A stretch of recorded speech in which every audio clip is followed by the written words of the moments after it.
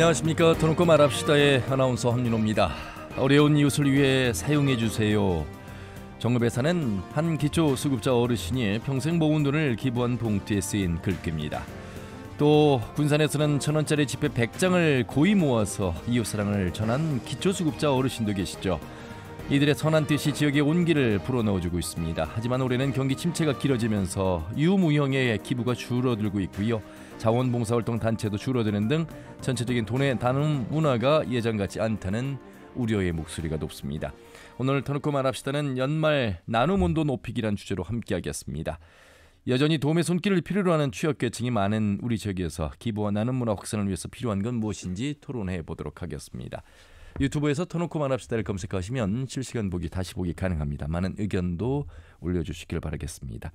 자, 그러면 토론에 들어가기 앞서 도민들은 나눔과 기부 문화 확산 방안에 대해 어떻게 생각하고 계신지 김세별 리포터의 도민 인서트로 함께 들어보시죠.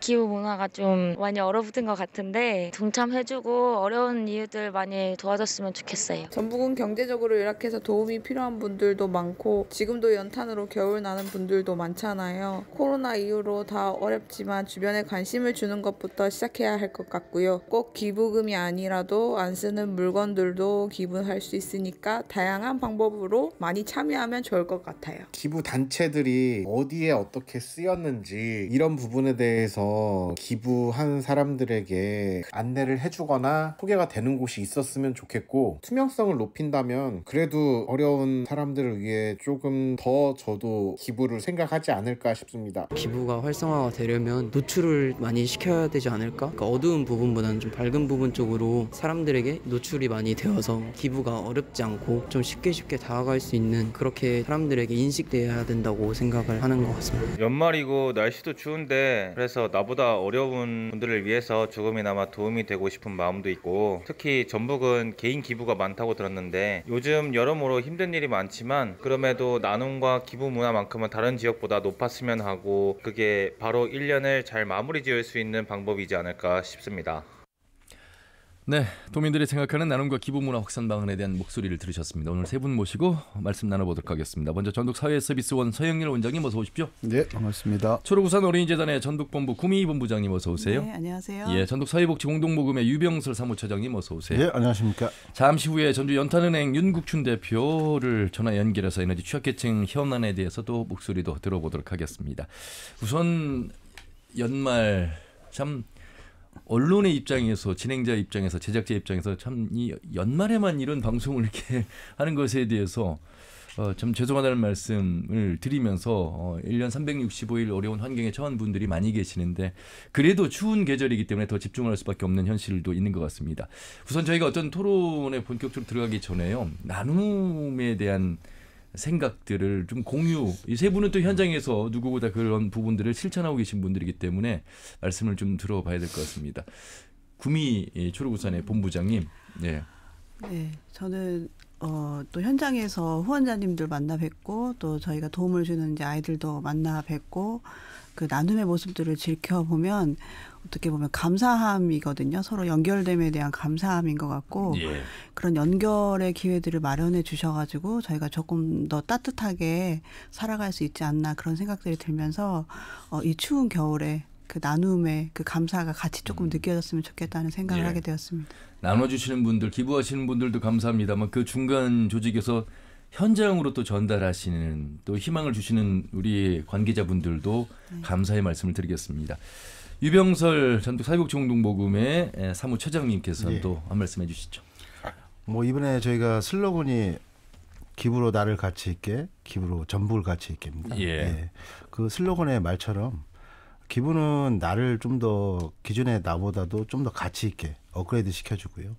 그 기부를 통해서 이 지역사회가 더 따뜻하게 되시는 그런 가치를 갖고 있습니다. 예. 그러니까 올 겨울에도 좀 어려운 이웃들을 위해서 전북 도민들이 좀 가치를 높일 수 있게끔 기부에 많이 참여해 주시면 좋을 것 같습니다. 예. 지난주 페트롤전북 화면커건대 현장 취재에서 만나본 어르신이 82살의 어르신인데 무릎이 편치 않으신데 폐지를 주어서 기부를 하고 계신데 벌써 이제 100만 원씩 700만 원을 넘게 기부하셨는데 제가 여쭤봤어요. 아니 어르신 오후에 병원 가신다면서 오늘도 나와서 폐지를 주우세요 그랬더니 어떤 기분으로 나오세요? 그러니까 내가 폐지를 주우러 가려고 나가서는 순간 내 기분이 좋아진다는 거예요. 그러니까 그 기분 좋아지는 걸 보통 안 해본 사람은 잘 모르잖아요. 예, 내 마음이 내가 살아있다는 것. 그런데 이분들의 공통점이 보면요. 받아본 분들. 그래서 내가 더 줄 수 있는 거. 그래서 서로 이게 참 통하는 것이 있을 것 같다. 저도 잘 모르겠습니다만 그런데 아마 현장에서 함께 하신 여러분들은 더 그 마음이 어떤 건지 아실 것 같습니다. 우리 서영렬 전북 사회서비스원의 원장님도 더 많이 공감하실 것 같습니다. 네, 우리가 함께 살아가야 된다고 늘 얘기하잖아요. 예. 근데 요즘같이 정말 어려운 시대에서는 지역사회에서 어떻게 함께 살아갈 것인가에 대한 많은 고민과 숙제들을 안게 되는데 이 함께 살아가는 가장 첫 번째 방식이 나눔이라고 생각합니다. 그러니까 더 많이 가진 사람들이 조금 더 나눌 수 있고 또 뭐 가지지 못했다 하더라도 이웃을 둘러볼 수 있는 작은 힘이라도 함께 나누는 그 시작이 우리 지역사회를 조금 더 풍성하게 하는 시작이다 이렇게 말씀드릴 수 있겠습니다. 근데 어느 순간부터 우리가 함께 우리 이런 표현 잘 안 쓰는 것 같아요. 좀 아쉬움이 남습니다. 이게 그런 언어부터 좀 많이 사용해야 되지 않나 이런 생각이 듭니다. 자, 도의 출연기관인 전북도 사회서비스원이 그래서 중요한 역할을 하고 있는데 벌써 출려범한 지 2년이라는 시간이 됐습니다. 많은 역할들 해오고 계시잖아요. 예, 뭐 저희가 최선을 다해서 역할을 해오고 있고요.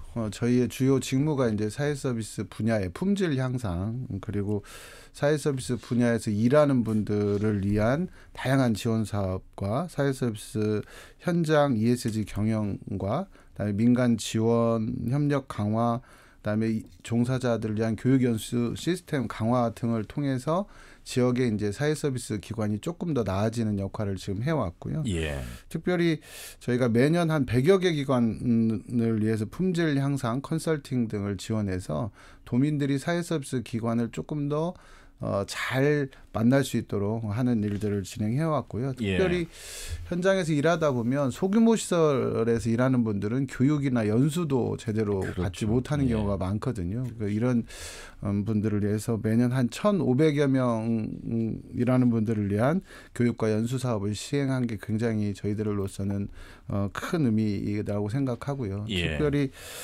어쨌든 이 복지를 통한 돌봄이라든가 이런 부분들이 조금 더 도민들에게 가까이 다가갔으면 좋겠다라는 게 저희 바람이거든요. 그래서 복지 자원 플랫폼 구축이라든지 사회적 고립 예방을 위한 체계 구축 등의 일들을 지금도 계속 진행하고 있습니다. 이제 원장님께서 말씀하신 대로 종사자의 지위 향상도 들어가고 처우 개선도 들어가잖아요. 제가 전북도 사회복지사의 날 행사 이렇게 사회를 매년마다 보고 있는데 이분들 보면 이분들 그냥 평범한 우리 도민이에요. 시민이고. 그런데 마치 우리가 사회복지사를 보면 뭔가 많은 그 희생을 해야 되는 사람. 그렇지만 그분들에 대한 또 인식이나 지위는 또 그렇게 현실에서 인정받고 있지 못하다는, 특히나 소규모 시설 아까 뭐 교육받을 기회조차 주어지지 않는다고 말씀하셨는데 우리가 함께라는 말 썼잖아요. 우리가 그분들이 도움을 받아야 되는 대상이 될 수 있고 또 도움을 줄 수 있는 대상이 될 수 있는 그런 측면에서 이분들을 바라보는 시선도 좀 많이 바뀌어야 되지 않을까. 전국의 사회복지사가 한 100만이 넘는다고 하잖아요. 우리 전라북도에도 상당히 많은 분들이 일하시고 계시고. 전라북도에도 그 이제 현장에서 일하는 분들, 이 사회서비스 현장에 있어 일하는 분들이 한 9만여 명 되거든요.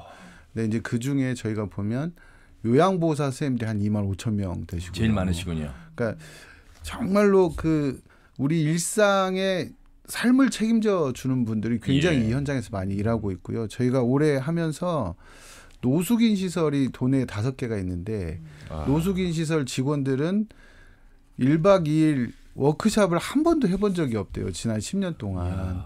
그래서 저희가 그분들 연수를 진행하면서 정말로 그 제가 오히려 거꾸로 수없이 많은 인사를 받고 이런 기회를 줘서 고맙다는 얘기, 내년에도 꼭 해줘라는 얘기, 뭐 이런 얘기 받았는데, 그러니까 이런 격차가 우리 안에 여전히 존재하고요. 그런데 이분들이 노숙인 분들과 함께 하고 있기 때문에 노숙인들을 위한 안식과 쉼터를 제공할 수 있거든요. 그래서 이분들 우리가 사회 서비스 분야를 그냥 다른 사람이 못해서 하는 이런 게 아니고 우리 이 사회를 잘 지탱하는 기본 요소로 바라보는 관점이 필요하다. 2만 5천여 명의 요양보호사분들이 그분들이 가족입니다. 가족. 예, 저도 맞습니다. 매일 3시간씩 저희 아버지를 보호하시서 오시는 요양보호사 선생님이 계십니다만 정말 자식이 못하는 부분들을 이게 사회가 함께하고 있다는 의미에서 서로 감사의 마음을 더 가져야 되지 않을까 싶습니다. 자, 전국 사회복지공동모금회가 올해도 어김없이 사랑의 온도탑 제막식을 했습니다. 예. 매해 그래도 우리 도민들 함께해 주셔서 100도의 온도탑을 세웠는데 올해도 뭐 그렇게 희망을 가집니다만 그래도 또 걱정도 앞서고 있는 곳입니다. 자, 소개 좀 해주시죠. 예, 사회복지 공동모금회는 뭐 사랑의 열매로 항상 상징을 하고 있고요. 예. 사랑의 열매의 뜻은 나, 가족, 이웃 더불어 함께하는 사회를 의미하고 있습니다. 사회복지 공동모금회는 1998년에 설립이 됐고요. 예. 예. 사회복지 공동모금 법에 따라서 저희 전문 모금 배분 기관을 하는 기관입니다. 예. 말씀하신 것처럼 뭐 매년 저희가 캠페인을 통해서 전북 도민들한테 어려운 분들한테 배분하는 역할을 하고 있고. 예. 그런데 이 사랑의 열매는 항상 겨울만 이게 활동하는 그런 오해를 받습니다. 처장님 그런 친구분들한테 그런 사적인 이야기 많이 들으신다면서요? 넌 겨울에만 바쁘잖아, 뭐 이런 얘기요. 그럼요. 모임 때 이제 나오라고 했을 때 못 나가면은 이제 뭐 바쁘지도 않은데 왜 안 나오냐고 이러는데 예. 공동모금회는 사실은 연말 캠페인은 법적으로 집중적으로 할 수 있는 기간이 있기 때문에 캠페인 기간을 2달 동안 하는 거고요. 그렇죠. 공동모금회는 1년 내내 365일 기부금을 모집하고 배분하고 있습니다. 예. 자, 사회복지공동모금회의 역할 그리고 역사를 들어봤습니다. 올해도 많은 우리 도민분들도 기관에서 함께해 주셔서 그 목표액 올해 목표액이 116억 1,000만 원. 예. 작년보다는 좀 30억 정도 저희 목표액이 늘어났습니다. 예. 그런데 작년 목표액이 상당히 그 달성치가 높아가지고요. 증가액은 그렇게 많지는 않죠. 그렇죠. 예. 작년에는 119억 달성했습니다. 119억. 예. 140도. 예. 이야. 자, 그리고 이제 초록우산 어린이 재단인데요. 1948년에 설립이 되었습니다. 예, 아이들과 함께 온 시간이 상당히 긴 시간이어서 많은 역할을 해오고 계십니다. 초록우산 어린이재단은 저희가 1948년도에 이제 한국에 전쟁고아가 한참 많았던 때거든요. 그때 우리나라가 이제 경제적으로도 많이 어려웠고, 그래서 외국에 있는 해외 선교사들이 한국에 와서 우리나라의 전쟁고아들을 돕기 시작한 거가 이제 시초였었어요. 그래서 그때 그 선교사들이 해외 후원자를 발굴을 해서 한국의 어린이를 이제 결연을 해서 돕는 형태로 지원을 해오다가 우리나라가 이제 경제적으로 발전하면서 이분들은 이제 86년에 철수를 하시고 현재는 이제 국내 후원자들이 국내 아동들을 돕는 역할을 주로 해오고 있고요. 어린이재단의 가장 큰 장점은 그 후원자하고 아동하고 연결이 되어서 그 아이들이 이제 그 정서적으로 도움을 받을 수 있도록 지원하는 역할도 해오고 있습니다. 저희가 주로 이제 돕고 있는 아이들은 그 시설에 거주하는 아이들, 그룹홈에 거주하는 아이들, 가정위탁에 거주하는 아이들을 우선으로 해서 이 아이들에게 매월 정기적으로 후원금을 보내요. 10만 원에서 20만 원씩 보내고 이 아이들이 고등학교 3학년이 될 때까지 이 후원금들을 이제 모으기도 하고 어떤 공부하는 데 쓰기도 해서 나중에 이제 어른으로서 잘 성장할 수 있도록 돕는 역할들을 하고 있고요. 그 외에 이제 아이들이 중간중간에 순간순간에 필요하다고 요청하는 사항들이 있으면 저희가 뭐 의료의 형태든 주거의 형태든 교육의 형태든 다양한 방법으로 좀 돕고 있습니다. 그리고 지금 올해 저희가 12월부터는 산타 원정대 활동을 지금 시작을 하고 있고요. 올해는 전라북도 내 754명의 아이들에게 선물을 지금 지원을 하려고 목표로 하고 있고 어제 그 LX에서 또 출발 또 하는 또 기념 행사도 또 가졌었습니다. 저도 한때 산타 원정대 함께 시작했던 그런 기억도 있습니다. 계속해서 잘 이어가고 계십니다.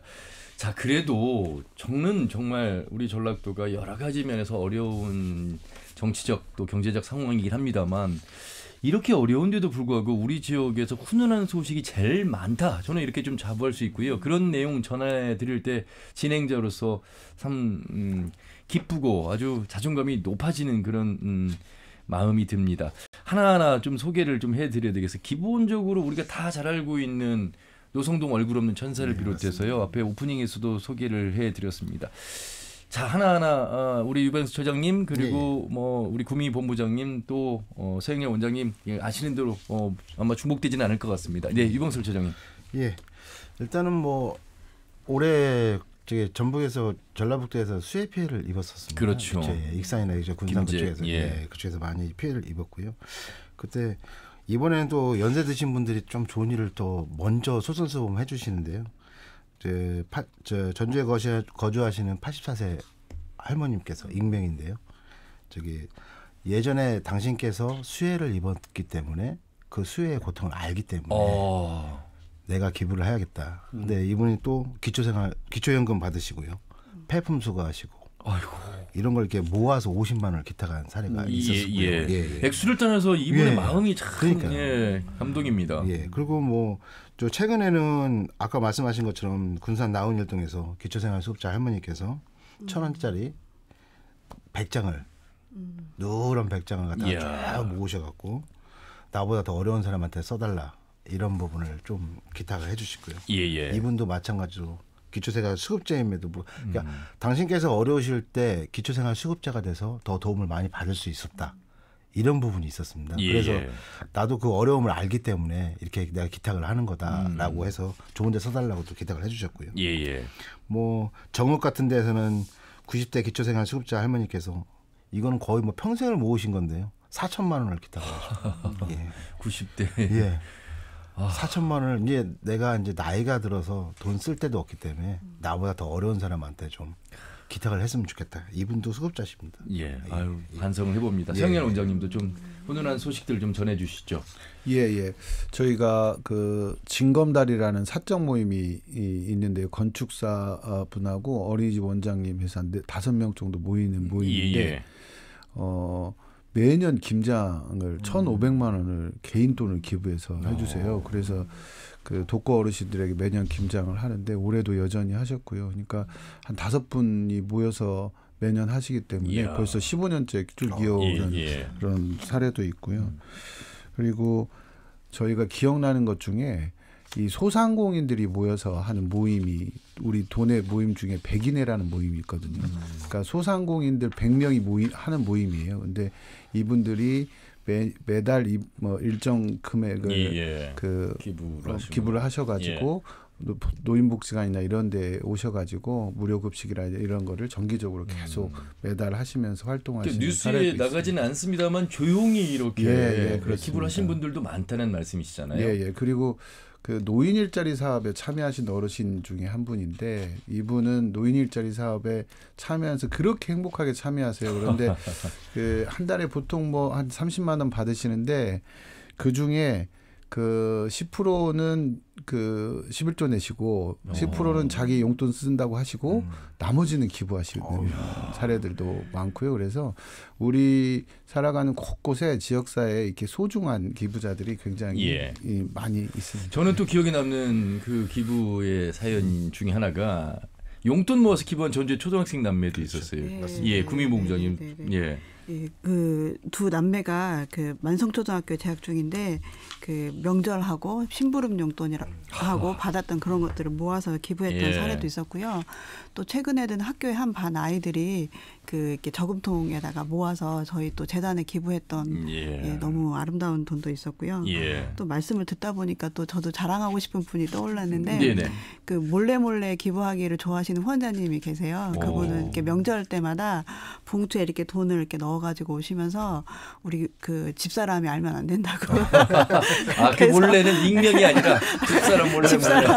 그런 건 아셔도 좋을 것 같은데. 그래도 이렇게 잊지 않고 이렇게 해마다 찾아주시는 순간들이 또 너무 감사하고요.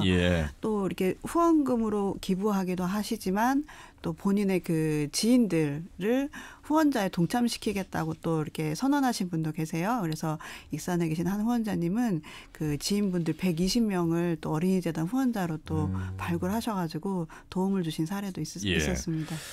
그 임실 3계면이 아버지 고향이라고 밝히면서 임실군에 4억 5천만 원을 기부한 얼굴 없는 3계 천사도 있고요. 노송동 얼굴 없는 천사는 잘 압니다만 그래도 서영렬 원장님 참 벌써 2000년에 시작했으니까 올해로 23년을 이어오고 있는 이분은 좀 어떤 분이실까 참 우리 전북에 정말 이 나눔의 어떤 선구자. 그래서 더 많은 분들이 이렇게 훈훈한 나눔을 실천하는 게 아닐까 이런 힘이 거기 있지 않을까 생각해 봅니다. 네, 이분이 이제 좀 그 노성동이나 우리 전주시 복지재단 이쪽에서는 누군지 대충 파악은 됐는데 그 본인이 이제 거부하고 계시고요. 그런데 이분이 정말로 일부러 이렇게 계속 하고 계시고 자기가 할 수 있는 데까지 계속 하겠다고 하시면서 노송동 일대가 이 천사마을로 또 다시 만들어지고 하는 게 그러니까 기부로 지역사회가 어떻게 바뀌는가라고 하는 거를 보여주는 매우 정말 소중한 사례고요.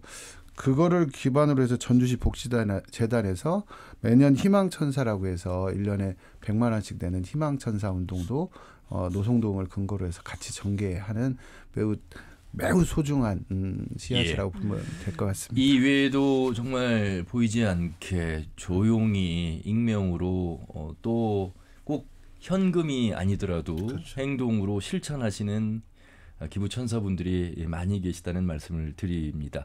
감사의 말씀 드리고요.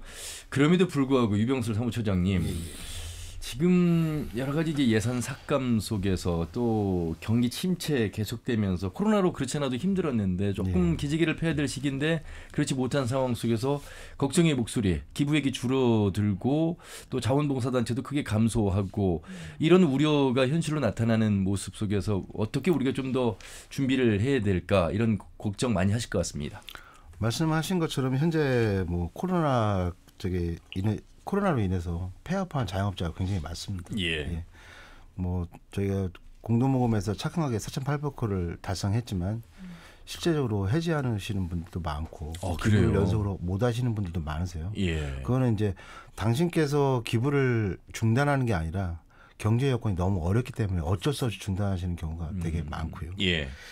그렇기 때문에 이제 뭐 그런 상황에서 또 코로나가 끝났는데도 불구하고 또 물가 상승이나 경기 침체 이런 등으로서 또 악재까지 또 오고 내수도 안 되는 상황에서 너무 상황은 굉장히 어느 때보다 힘든 상황입니다. 다 어려운 시기고 그런데 뭐 어려운 이웃들은 또 더 어렵지 않겠습니까? 이런 상황에서 정부 지원이나 이런 부분을 받지 못하는 사각지대 이런 부분들에도 대상으로 생계비나 이런 거를 저희가 공동모금에서 모금한 걸로 지원하고 현장에서 예산 부족으로 해결할 수 없는 이런 부분도 저희가 계속 지원을 하고 있는데 그럴수록 우리가 전북 도민들이 좀 어려울 때는 좀 더 같이 좀 더 똘똘이 뭉쳐서 좀 더 어려운 사람을 더 생각해 주시고요. 적을 때 콩 한 개도 나눠 먹는 게 우리의 습관이잖아요. 그러니까 그런 마음을 좀 가져주시면 좋을 것 같고 어렵지만 좀 더 나눠서 어려운 이웃들을 같이 좀 극복할 수 있도록 도민 여러분들 많은 참여와 관심이 좀 부탁드리겠습니다.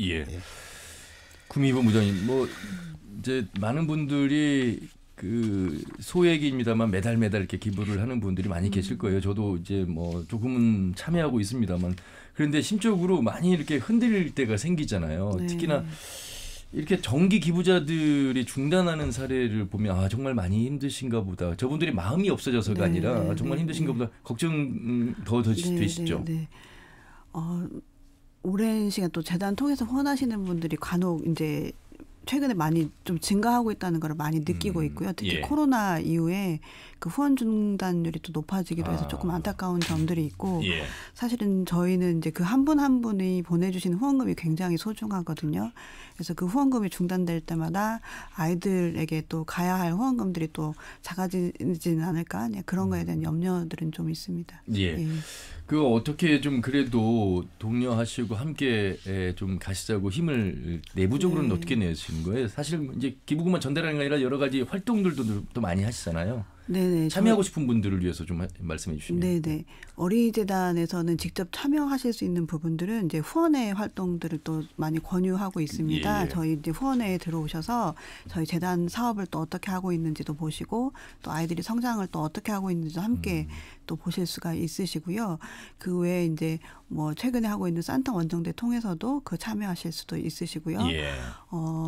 또 뭐 이렇게 후원금이 아니더라도 어떤 분들 같은 경우는 김장철이 되면은 이렇게 꼭 한 통씩 그 김장을 가져와서 그 아이 가정에 좀 전달해달라 하는 분들이 있어요. 근데 사실은 그 마음이 정말 소중하거든요. 그 마음이 아이 마음에 닿으면 또 다른 그 행복과 그 파장을 미치는 것 같아서 좀 그런 결심을 하시고 함께 해주시면 어떨까. 그냥 작은 행동 하나가 정말 큰 그 변화로 올 수 있는 계기가 될 수 있다라는 거를 꼭 말씀을 드리고 싶습니다. 그 중심에 어떻게 보면 도출연기관인 전북 사회서비스원이 있는데 국비와 지방비로 이루어지는데 이번에 내년에 국비가 전액 삭감이 됐잖아요. 그래서 힘든 한 해가 예상됩니다만 그래도 이 도 차원에서의 대책을 마련했습니다. 참 이 대책 없이 삭감한 이 부분 참 할 말이 많겠습니다만 어쨌든 그럼에도 불구하고 내년 한 해를 잘 준비하고 계시는데 어려움이 예상되는 건 맞는 것 같습니다. 예, 저희 그 사회서비스 분야가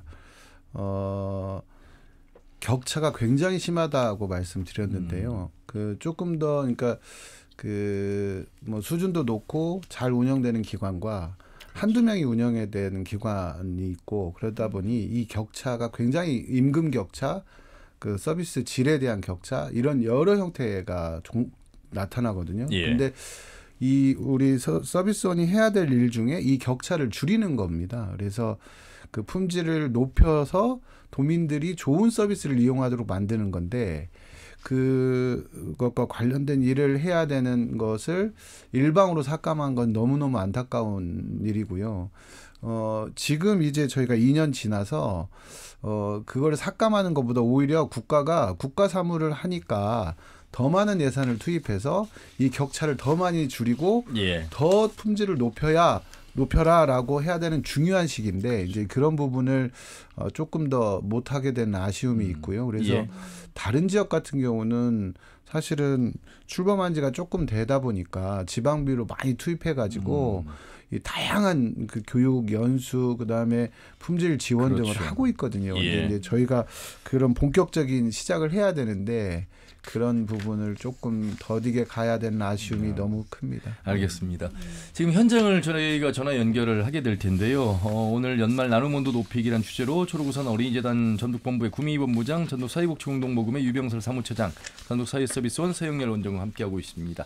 자, 이분 뭐 연탄의 아주 대명사입니다. 우리 윤국춘 목사이시면서 대표를 맡고 계시는데 오늘도 봉사 현장에 계시다고 합니다. 날씨가 추운데 전화 연결해서 감사의 또 말씀을 들어봐야 될 것 같습니다. 대표님 잘 지내셨습니까?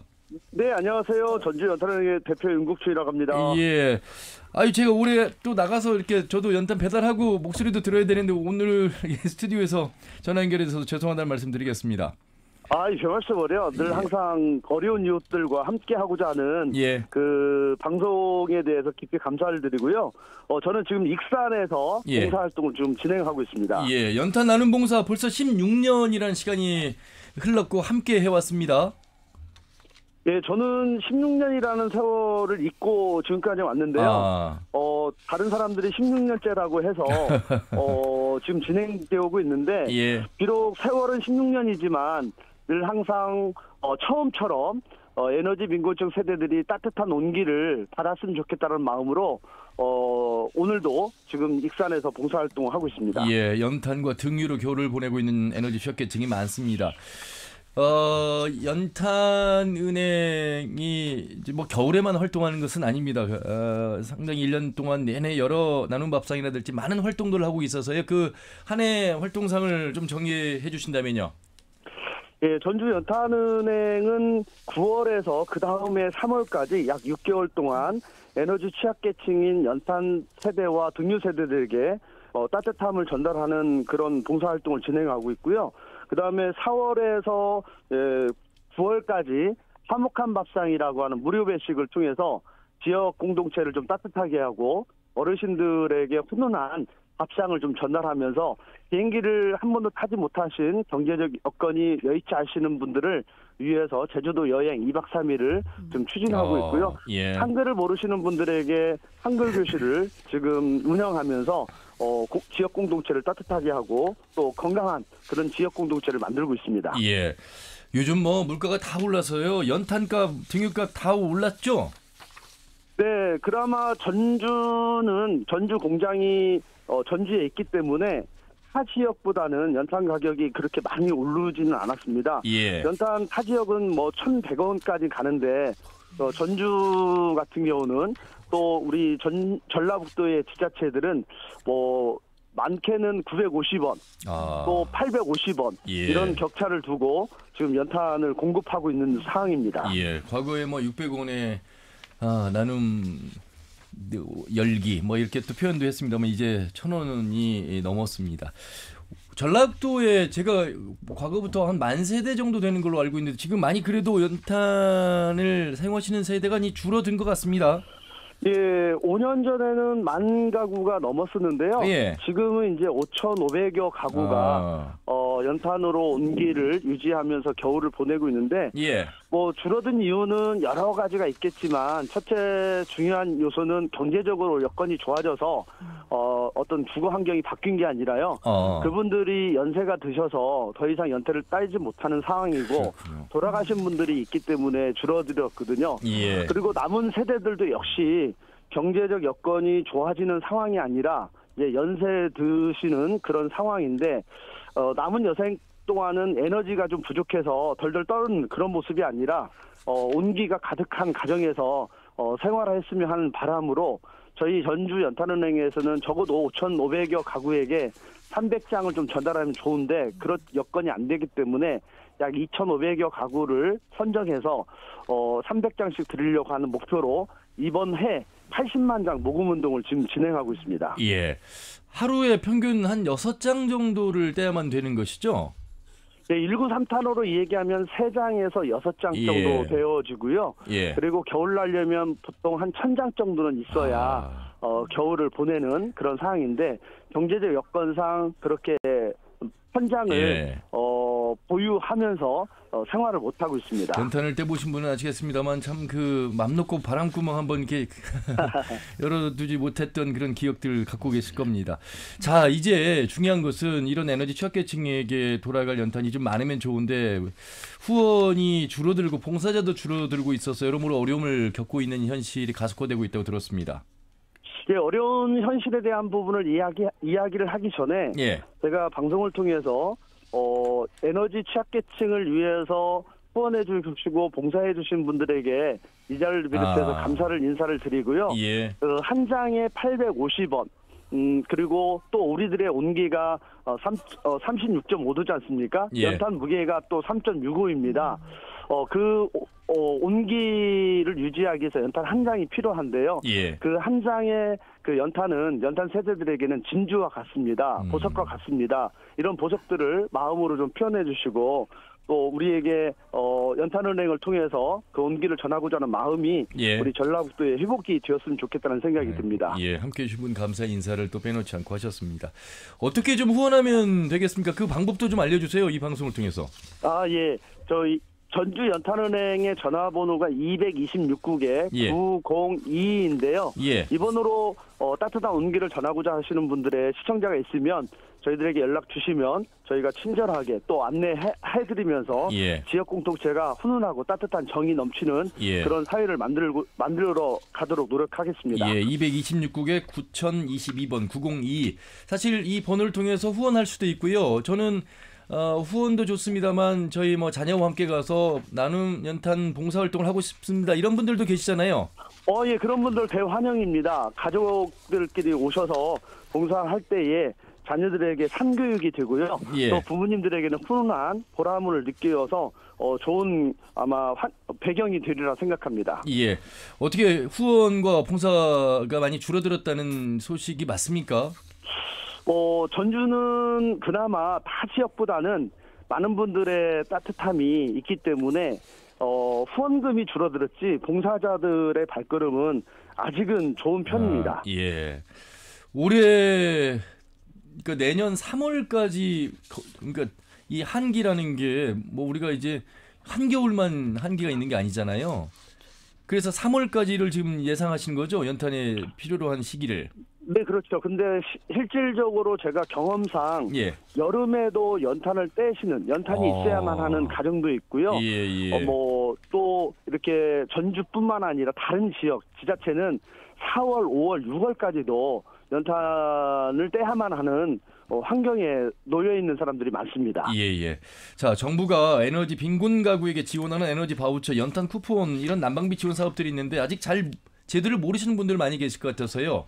네, 아무래도 홍보를 많이 하지만 이 연탄 세대들, 에너지 빈곤층 세대들이 연로하시기 때문에 그 상황에 대해서 제도를 알지 못해서 그냥 없어지는 경우가 굉장히 많습니다. 그래서 저희가 연탄은행에서 많이 홍보도 또 하지만 또 거기에 미치지 못하는 부분들이 많아서 제대로 많이 활용을 못했을 때에 그 아쉬움과 좀 안타까움이 좀 있습니다. 예. 자, 36.5도 말씀하셨지만 3.65 연탄이 우리 인간의 체온과 비슷한 점을 통해서 나눔 실천하시면서 훈훈함을 느끼고 싶은 분들 226에 9022번으로 전화하셨으면 좋겠고요. 대표님 뭐 연탄 무게가 가볍지 않습니다. 뭐 능숙한 분들은 지게에 짊어지고 여러 장을 하던데 저는 석장 들기도 쉽진 않던데요. 근육이 늘어난 만큼 우리 대표님과 함께 하시는 분들의 마음의 깊이도 더 탄탄해졌을 것 같습니다. 이 동참하신 분들을 위해서 또 하고자 하는 분들을 위해서 좀 한 말씀 해주신다면요. 예, 어떤 분들은 돈이 있어야 그리고 시간이 있어야 기부하고 나눔을 한다라고 하는 이야기를 하는데요. 사실 내가 좀 넉넉하면 많은 분들에게 그 넉넉함을 전달하지만 그런 의식이 있으면 돈이 있다 할지라도 나누지 못하는 상황이 되거든요.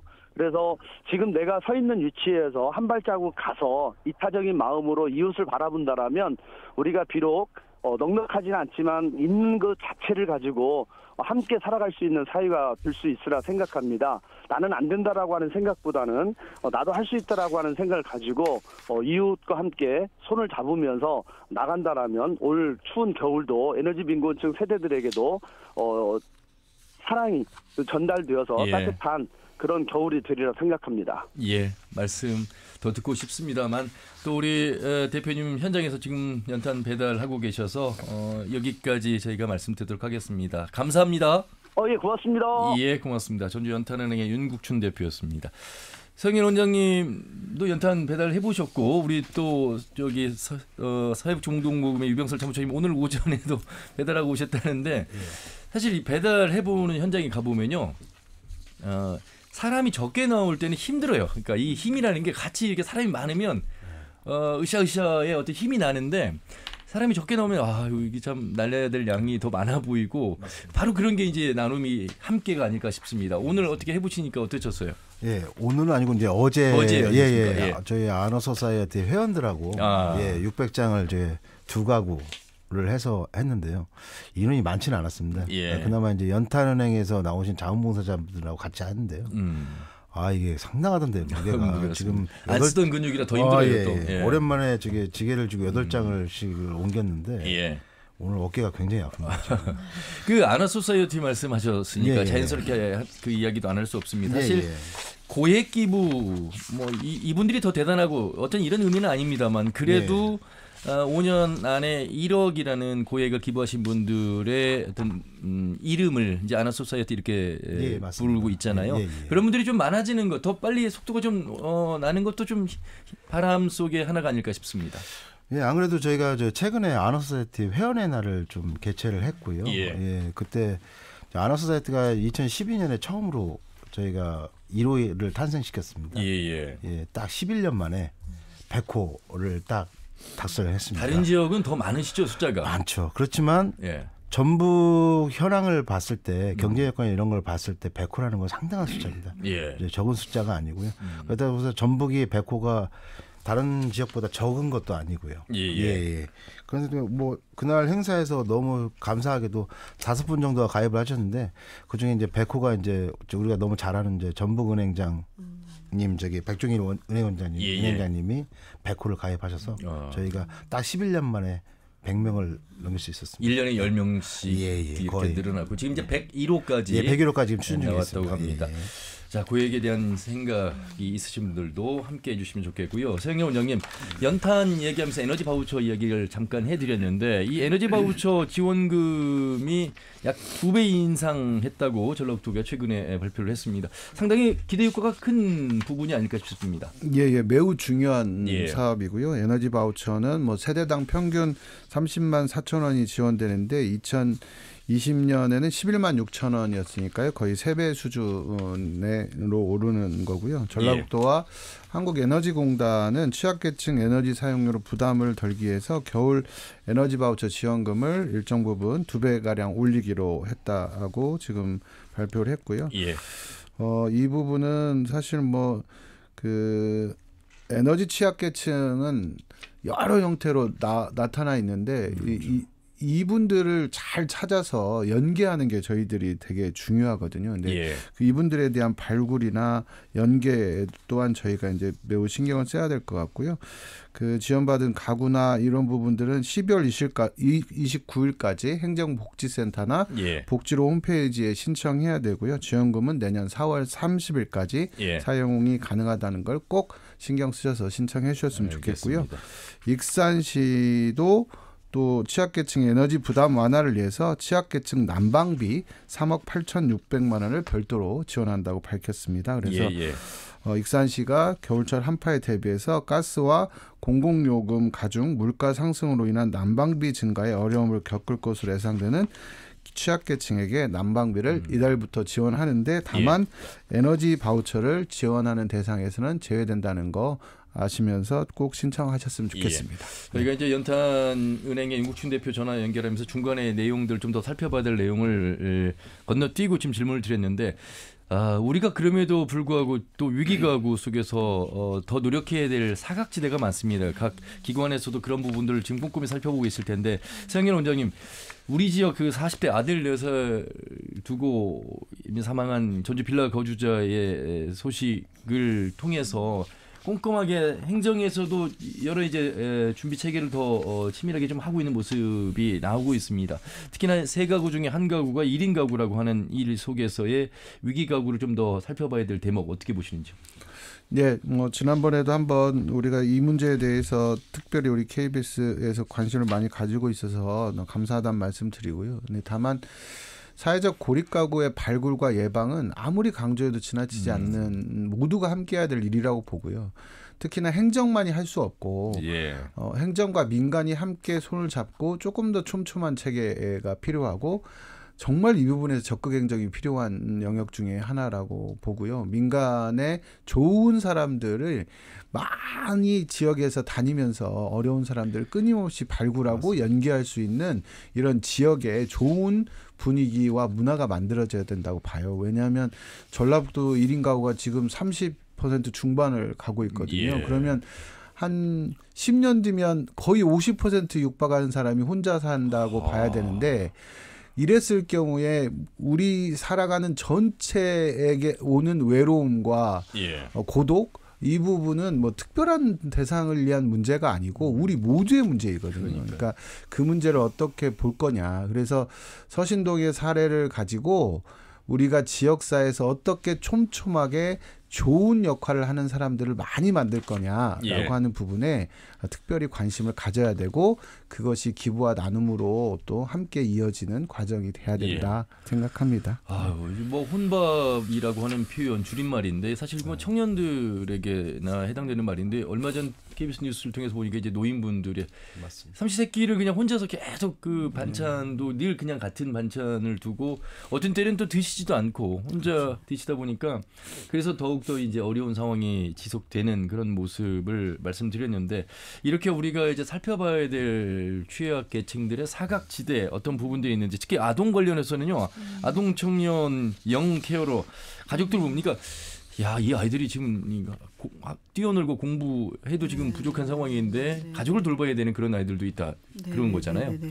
최근에 이제 그 영케어러에 대한 이제 관심이 높아지고 있고요. 이유는 이제 뭐냐면 그 아동 청소년기에 그 본인의 연령에 맞게 성장해야 할 아이들이 가족을 돌보느라 그 시기를 잘 보내지 못하는 경우들이 생겨요. 그러면 어떤 현상이 나타나냐면 이 아이들은 그 실제로 성인기에 들어서서 우울증이 더 높다라는 그런 연구 결과들도 있고, 그다음에 이 아이들이 학업을 지속하는 게 또 어려워지기도 하고요.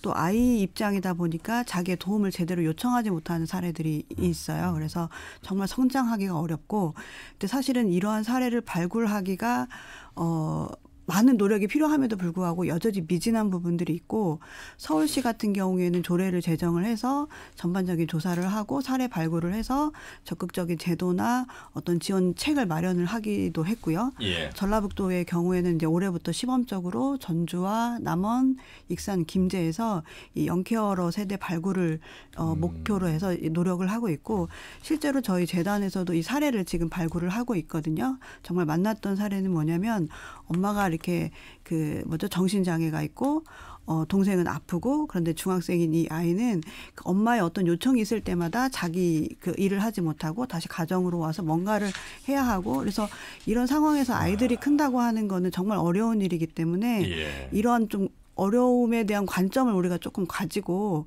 이 아이들을 어떻게 돌볼 것인가에 대한 좀 얘기들을 함께 나눠주셨으면 좋겠다 하는 그런 생각을 하게 됩니다.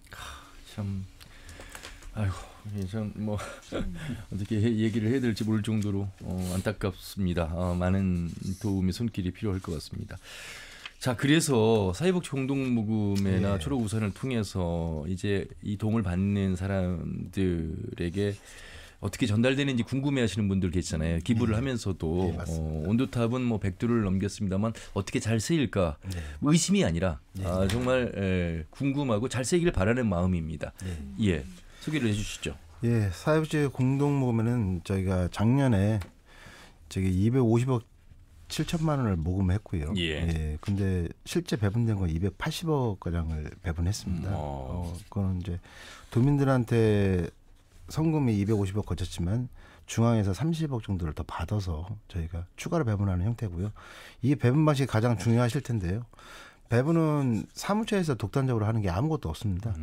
배분가 실행에 도내에 있는 사회복지 전문가로 구성된 배분가 실행위원회에서 심의를 거쳐서 그거를 저희 지원을 하고 있고요. 개인 대상자 같은 경우에는 읍면동사무소에서 상담을 통해서 꼭 필요하신 분들에 대해서 읍면동사무소 신청이 들어오면 저희가 생계비나 의료비를 지원하고 있고, 사회복지 시설 기관 단체들은 아까 말씀하신 공모사업이나 거기에 필요한 기능 보강이나 프로그램, 이 프로그램이 꼭 저수지만 이용하는 프로그램이 아닙니다. 우리 복지관에서 이용하는 게 동네 지역사회 주민들도 같이 이용할 수 있는 그런 프로그램, 이런 부분들을 저희가 사업비를 지원하고요. 그것도 마찬가지로 저희가 배분가 실행의 심사를 통해서 하고 그 이후에 피드백, 중간 점검이나 평가까지도 정확하게 처리를 하고 있습니다. 아울러서 이제 초록우산 어린이재단 일시 후원, 결연 후원, 기념일 후원 다양한 기부 방식이 있어서 좀 안내해 주세요. 이 방송 들으시는 분들 함께하고 싶은 분들 많이 계실 것 같습니다. 일시 후원 참여하실 수 있어요. 이렇게 좀 이렇게 연말에 아이들 돕고 싶은 마음 있으신 분들 일시금 후원해 주셔도 되고요. 또 나는 매월 정기적으로 아이를 돕고 싶어 하시는 분들 또 정기 후원하실 수 있으니까 많은 참여 부탁드리고, 저희 연락처는 276-2589번입니다. 그래서 어린이재단 후원자로 함께 동참하시면서 전라북도 아이들을 또 함께 키울 수 있는 그런 기회가 되었으면 좋겠습니다. 279개 2589번 여러 가지 형태의 후원을 하실 수가 있습니다. 아울러서 저희 KBS가 또 사랑의 열매 사회복지 공동모금회와 함께 12월 12일 화요일 저희 KBS 1층 로비에서 나눔 방송을 또 준비하고 있습니다. 함께 전달하고자 하시는 분들 또 방송도 참여하시고 후원도 해주시면 감사하겠습니다. 12월 12일 화요일 오후에 진행하는 나눔 특별 방송에 함께해 주시면 감사하겠습니다. 자, 서영희 원장님, 함께라는 말씀을 앞에서 해주셨잖아요. 이 방송 들으면 함께 할 수 있는 게 많다라는 생각이 들어요. 그런데 이제 작은 것에서부터의 실천이 중요하잖아요. 저희가 이제 벌써 이제 마무리해야 될 시간이어서 그 방송을 들으시는 우리 도민들과 함께를 어떻게 할 수 있는 것인지의 그 방향성을 각자 세 분께서 경험을 통해서 좀 말씀을 해주시면 좋을 것 같습니다. 네. 요즘에 그 복지국가라는 얘기보다는 돌봄국가라고 얘기하거든요. 그러니까 이제 이미 복지국가는 넘어섰고 서로 돌보는 국가를 어떻게 만들 건가. 그러니까 우리가 겪고 살아보니까 서로 돌보고 살아야 행복하게 사라지더라라고 하는 경험을 이미 유럽이 하고 있고, 그래서 영국이나 이런 데서는 돌봄 복지 국가를 중심으로 내걸고 있거든요. 그래서 돌보는 사회에 대한 많은 얘기들이 나오고 있습니다. 그래서 이 돌보는 사회의 핵심은 함께입니다. 그 함께의 핵심은 상호성이거든요. 그러니까 서로 같이 살자는 거죠. 그러니까 같이 살자고 하는 것을 어렸을 때부터 배워야 되고, 모든 사회가 함께 같이 조금이라도 양보하고 조금이라도 기부하고 나누면서 살아야 우리가 그나마 조금 더 이 자본주의 시대에 행복을 얘기할 수 있다, 이렇게 얘기하거든요. 그래서 우리가 돌보는 사회에서 함께 같이 사는 거에 대한 깊이 있는 이해가 우리 모든 분들이 함께 있었으면 좋겠습니다. 네, 소중한 말씀 아주 잘 들었습니다. 우리 구민희 본부장님. 네. 참 좋은 말씀 해주신 거, 함께라는 또 키워드를 던져주셔서 어떻게 보면 또 마지막 울림이 생기는 것 같은데, 저도 생각을 해봤는데 우리가 함께가 되기 위해서는 또 다가가는 것, 내가 다가갈 수 있는 것, 그다음에 또 다가오는 거를 잡을 수 있는 것, 그 마음을 우리가 좀 가질 수 있으면 함께라는 공동체가 만들어지지 않을까 하는 그런 생각을 하게 됐습니다. 감사합니다. 유병설 사무처장님. 오늘 이제 함께로 끝내야 될 것 같은데 이 함께 안에는 많은 것이 지금 함축되어 있는 것 같습니다. 함께 한다는 것은 옆을 돌봐야 되고 어려운 이웃을 또 한번 봐야 되는 거잖아요. 그렇게 되면서 아까 원장님 말씀하셨던 사각지대 발굴이나 이런 게 자연스럽게 이루어지는 거거든요.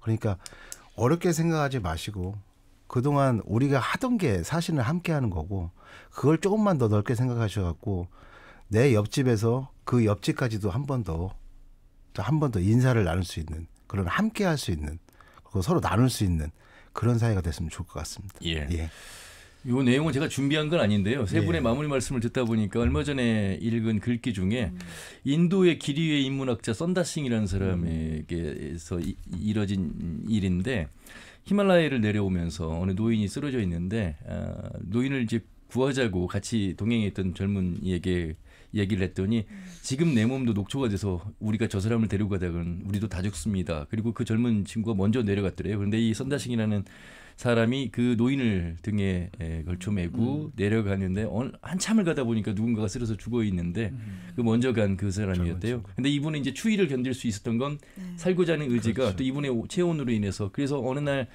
많은 언론에서 가장 인생에 있어서 위험했던 때가 언제입니까? 라고 질문을 하자 이 선다싱이라는 사람이 내가 짊어질 짐이 없었을 때가 가장 위험한 삶이었습니다라고 말을 했대요. 우리가 배를 만들면요, 가장 먼저 채워야 될 게 바닥에 물을 채운대요. 균형을 잡기 위해서. 그게 짐이죠, 짐. 폐지를 줍는 할머니에게 손자가 있어도 힘들지 않으세요? 그러니까 저 아이가 있어서 내가 힘을 내는 것이고 사는 것인데 무슨 말입니까? 사실 어떻게 보면 짐이라는 게 정말 뭐 책임져야 될, 어떤 감당해야 될 몫처럼 생각하지만 그 짐 때문에 살아가는 것을 잘 모르고 우리가 사는 게 아닐까. 그래서 세 분께서 말씀해 주신 함께가 아마 그런 의미가 아닐까 싶어서 조심스럽게 남의 이야기를 전해드렸습니다. 여러분 세 분의 말씀 감사하고요. 올겨울은 조금이라도 함께 나눌 수 있는 그 실천 해주시길 바라면서 마무리하겠습니다. 세 분 말씀 잘 들었습니다. 고맙습니다. 고맙습니다. 네, 오늘 함께해 주신 분은 전북사회복지공동모금의 유병설 사무처장, 전북사회서비스원의 서영일 원장, 초록우산 어린이재단의 전북본부 구민희 본부장과 함께했습니다. 다음 주 일요일 오후 5시 5분에 인사드리죠. 함윤이었습니다. 고맙습니다.